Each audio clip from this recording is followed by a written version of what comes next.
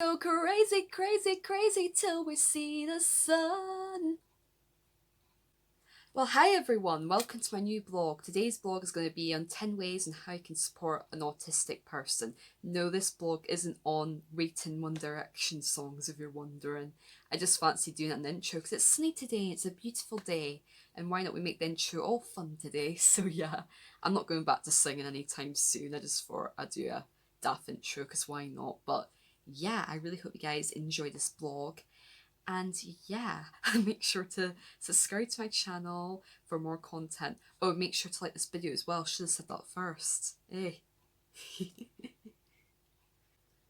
Right, it's now down to serious business. No more time for fun summer songs. It's now time to get my head in the game. Okay, the blog is actually going to get serious now. So number one, listen to autistic people. When an autistic person says something like, I'd rather be called autistic than a person with autism, listen to that. Like, listen to what we have to say. We want to be, like, most autistic people want to be said as autistic, not a person with autism. So if they say that, listen to it. If a person with autism says, I don't want you to support Autism Speaks, listen to us, because Autism Speaks is a very toxic charity and all they care about is getting a cure for autism. So if we say that, listen to us. If we say we don't want to be known as high functioning because we're against function labels, listen to it, because function labels are toxic. It's basically, low function is saying you can't do anything. High function is saying, oh, they need no help and they're fine, which is not true. Everyone with autism has their strengths and weaknesses. So anything we come out with about autism that we don't like you saying, and we say we don't really respect that, listen to us and don't keep on doing it, because it's not fair on us. Like, autistic people have a right to like tell you if like something is wrong. Like, if you say it once by accident, that's fine. We're here to you're here to educate and learn about it, and like, if you keep on making that mistake, then we just won't be happy with you. Number two, don't force us to make full on eye contact. Eye contact can be very stressful for an autistic person. A lot of us don't like making eye contact. It's not because we're rude and we don't like to listen to you. It's just it's really, really hard for us to like listen to your conversation and look at you at the same time. We find it hard to multitask.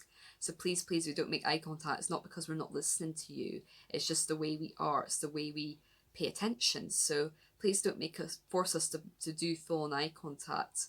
Like, I'm the type of person who'll just make eye contact to you every so often, but won't constantly do it because it will be too much for me, so don't force us to do that.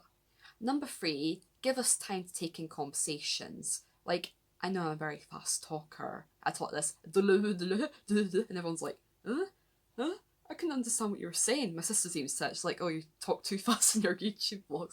But I am trying to talk slower. I am trying, but it's really hard. But us autistic people, if you like say too much of different things at one time, we get very confused and muddled up. So just talk about one thing at a time, right? Like, for example, say something like, oh, we're going to the coffee shop, and then yeah, and then say what time are you going, and then they say the time.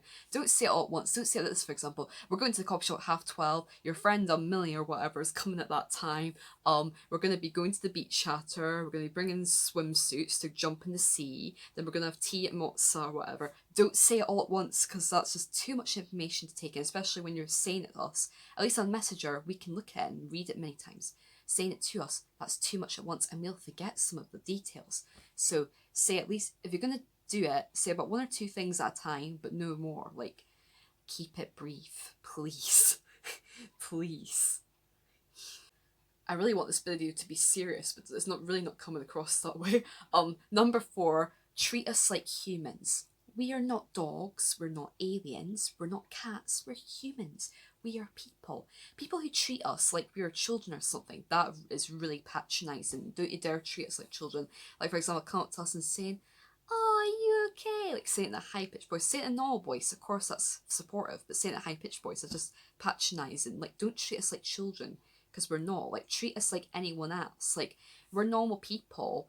You should be respecting us as adults. Like, a 19-year-old doesn't want to get talked to like a child, do they? They want to get talked to like an adult, because we are an adult. So don't come up to us and talk to us like we're a wee kid, because it's not very nice, really, like, to treat us that way, because it's basically trying to treat us younger than our age, and that's really And that can be quite embarrassing for an autistic person. We do get embarrassed like anyone. So talk to us like you talk to anyone else and treat us the same way as you treat anyone else.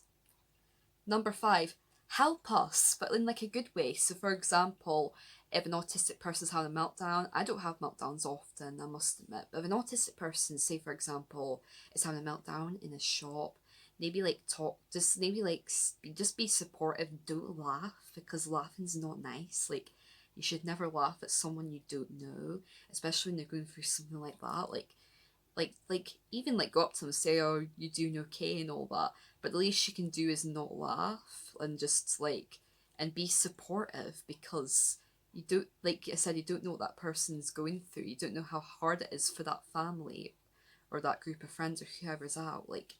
To laugh and joke about it, it makes you a horrible person. Like I would never laugh at someone in a meltdown, because that's trash. Why would someone do that? But in this sad world, people do laugh at things like that. And it's like, yes, like if an autistic person is going through something and they're feeling stressed out, help them, support them, find ways to talk to them, see what helps them and all that. Don't laugh at them and make fun of what they're doing, because they want to be treated like humans, like anyone else.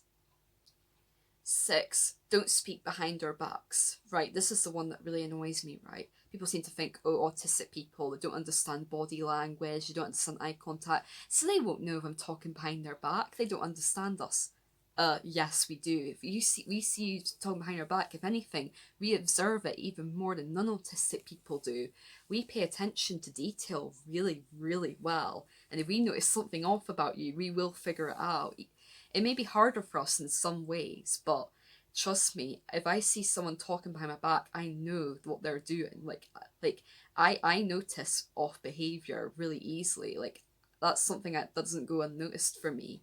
And a lot of autistic people are the same. Like, we notice things that are off about you and wrong about you. So please don't talk behind our backs. That is rude and mean. And like, it's not nice to take advantage of people. And if you really are true friends, you shouldn't even be doing that anyway. So please don't speak behind our backs, and don't be mean towards us. It's just not very nice, you know. And if you do speak behind our backs, you're not a good friend, and it's been made very clear, especially if you do it multiple times over and over again. Number 7, don't change plans for us at the last minute. Now, I know a lot of people do this, especially as teenagers, change the plans at the very last minute. Everyone gets confused, like, oh, I don't want to do this, I don't want to do that, and they change it. But for us autistic people, a change plan at the last minute can really leave us stressed and confused as to what's going on, where we're going, who we're seeing. It can be really confusing. Like, if you're gonna suggest a plan, make sure to stick to it. And if you are gonna change it, at least give us advance warning. Don't just change it about 5 minutes before. Like, just use common sense and think to yourself what would be convenient, because it's not convenient to change someone's plans like an hour before anyway. Like, at least change it. But it's different if it's like, for example, if you're arriving 10 minutes late in town or something, that happens. But if you're changing the complete location to somewhere completely different or something else, it's not really fair. So make sure to warn us when you're changing our plans so we can take it in.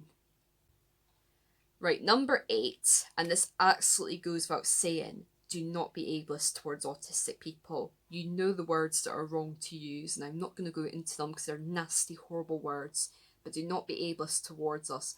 Like I said, treat us like anyone else. We're humans at the end of the day, and we don't deserve to be treated that way.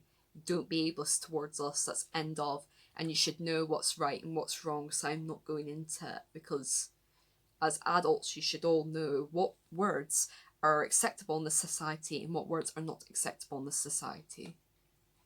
Number 9, offer to sit next to us. So for example, if we're in the lunch hall on our own, well, at school, don't really call it lunch hall now, but if you're like in school and you're lunch hall on your own, offer the autistic person to sit with you.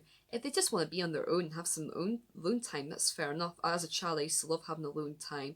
It gave me time to rewind and like, because I always get exhausted from social situations, so it's nice to have alone time.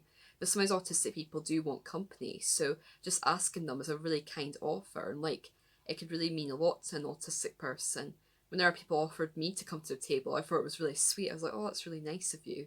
Sometimes I'd come over, sometimes I didn't, but just having that offer was really nice. Just offering an autistic person to sit with you is the nicest thing you can do to them. And autistic people do really appreciate this, because at the end of the day, we're just human. We want people to treat us the same way as anyone else would. And we want friends. We want to have a happy life. And we sometimes want alone time. We sometimes want people to be around us. We have our times where we want to be social, just just be nice to us, and being able just going over to us and asking us to sit with us is the nicest thing you can do. And finally, number 10, there's way more I could go into, but I'm just doing 10 of them because the video will go on forever else. But respect our personal space. If we don't want you being right next to us, just move a wee bit away from us. We don't mean this in a rude way, but sometimes us autistic people don't like to be touched. Sometimes we can be quite sensitive to that. Sometimes some autistic people, on the other hand, love getting touched and want to be touched all the time. Because some people with autism are oversensitive, some people with autism are undersensitive. Undersensitive means that things like noises, bright lights, and touch don't bother them the slightest. They don't even notice it. People who are oversensitive, like me, I guess. I'm not sure, but people who are oversensitive will be really sensitive to certain things like bright lights, noise, and touch. But we're all sensitive and undersensitive to different things, though it's not all the same things for everyone. I'm quite sensitive to bright lights, the sun. I've got dark glasses for the sun so it doesn't hurt my eyes. I'm quite sensitive to loud noises, whenever a motorbike or an ambulance went past, I used to put my ears in, and I was quite sensitive to touch. But I don't mind touch off the ones I love, but if it's people I don't know, I can be a bit funny about it, depending on what mood I'm in. So yeah, so just respect our personal space like anyone else, really. If we say we don't want to be touched, then don't touch us. And ask us first if you want to be touched. If and say for example, we have something, we've got a notepad with some notes in it, and you want to look at our notes, ask if it's okay to look at it, because we might not want you to look at our stuff, you know what I mean? Ask for permission first before taking stuff from us or touching us. Thank you so much, guys, for watching this vlog. I really hope you guys enjoyed this and learned a bit more about autism. And yeah, I hope you guys enjoyed the vlog. I hope you guys enjoy your freedom a bit more, because from tomorrow, all us Scottish people can travel all around Scotland. Yay! Which I'm so excited about, because I'm going to be seeing my sister on Saturday, which I'm really excited about, and get my hair done tomorrow, which is way overdue. So can't wait for that. And the weather's lovely, so that's a bonus. So yeah, I really hope you guys enjoy this vlog. And yeah, bye for now.